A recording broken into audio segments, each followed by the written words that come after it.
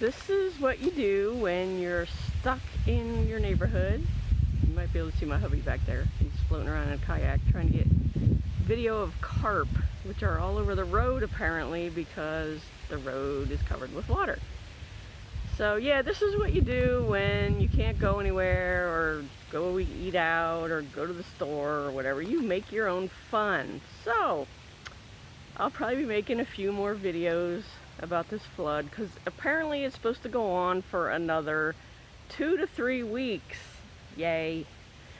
So yep, this is what we do. I've cleaned my house within an inch of its life, and now I'm just playing with this video camera that I bought. It's supposed to be waterproof. We'll see. I think I got some pictures of some minnows and stuff, so we'll try that out. But here's my hubby back from his excursion. He went to take pictures. So yeah, this is what we do when there's nothing to do. So keep your eyes peeled on my page and his page, and we'll post some videos of all the flood fun.